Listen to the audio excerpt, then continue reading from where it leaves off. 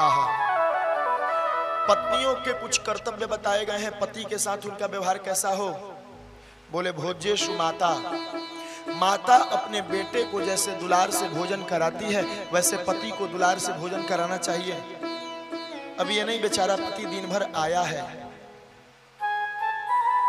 और आकर के आपसे भोजन मांगा, अपने थाली में भोजन तो दे दिया और आपने शुरू किया। आप तो 4 बजे आते हो, घर में क्या है क्या नहीं आपको क्या चिंता। बेटा उधर आपकी माँ ने ये कर दिया, आपके पिताजी ने, अरे भैया खा लेने दो पहले। अच्छा, जब से महाराज जी अर्थ का युग हुआ है, रुपये का युग हुआ है, सबसे अधिक छूट किसी को मिला है तो माताओं को। पहले हमें याद है माताएं सुबह जग कर के गोबर लेकर के पूरे मकान को धोती थी। अब घर में हम मोटर लगा दिए हैं, पाइप लगाए, 5 मिनट में सब धुल गया, वॉशिंग मशीन से कपड़ा खिंच गया। तात्पर्य क्या है, अब जब बुढ़ापा आया तो हमने घुटने में बड़ा दर्द है, महाराज काम ही नहीं किए हो तो घुटना में दर्द होगा ही, इसे कौन बचा सकता है। कमर में दर्द होगा ही, तब अब 800 रुपया महीना देकर के हम जिम जाते हैं। घर में अगर पति कह दे ये थोड़ा गाय का गोबर है, इसे 4 उपले बना दो, कभी लिट्टी खाने का मन हुआ तो ये काम आएगा, हमसे ये नहीं होगा।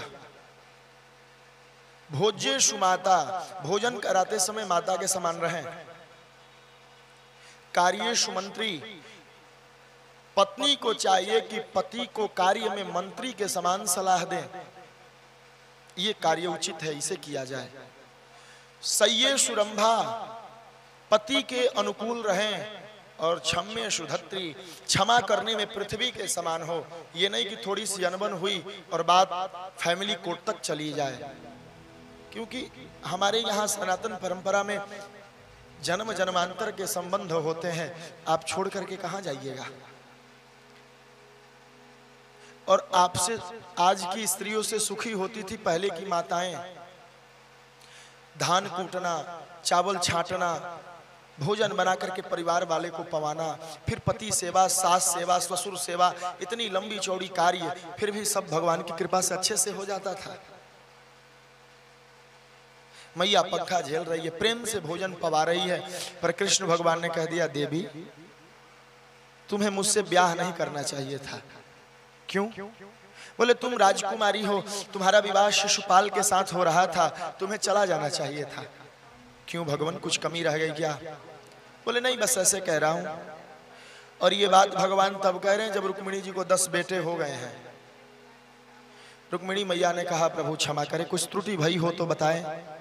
बोले इसलिए कह रहा हूं कि मेरा कोई कहता है तू नंद का लाला है, कोई कहता है तू वसुदेव का बेटा है, मेरे बाप खानदान का ही पता नहीं, तुम राजकुमारी मुझसे शादी क्यों कर ली? तुम अभी भी जा सकती हो। इतना कहना था कि रुक्मिणी जी बेहोश हो गई। ये प्रेम है। पति कभी थोड़ा बोले तो हम उसे प्रेम समझें, क्योंकि भैया उसका अधिकार है। कभी आपको लगने लगे कि मेरा पति बुरा है तो आप आंख बंद करके विचार कीजिएगा, अगर ये न होता तो मेरी दुर्दशा क्या होती। बस 1 मिनट की बात है, आप घर में आराम से बैठ जाइएगा और आंख बंद करके सोचिएगा कि मैं अपने पति को बुरा मानती हूं, अगर ये न होता तो मेरा क्या होता। बस सभी प्रश्नों का जवाब उसी में छिपा है। ये भागवत की बात है। रुक्मिणी मैया विचार करने लगी आखिर मुझसे गलती हुई क्या कि भगवान कह रहे तुम जा सकती हो। भगवान ने देखा रुक्मिणी घबरा रही है, सो चतुर्भुज हुए, 2 भुजों से भुजाओं पर रुक्मिणी को उठा लिया, पंखा करने लगे और रुक्मिणी जी को आनंद दिलाया। बोले देवी गृहस्थ आश्रम में कभी नोक झोंक होना चाहिए। इससे क्या होता है कि जहाँ वियोग होता है वहाँ प्रेम की इच्छा जागृत होती है। जो दूर है उसके पास जाने की इच्छा होती है, पर जो पास है अगर वो हमेशा पास बना रहे तो थोड़ी मन की भावना कम हो जाती है उसके प्रति। मैया ने कहा ये आपने ठीक नहीं किया। मैया को भगवान प्रसन्न किए।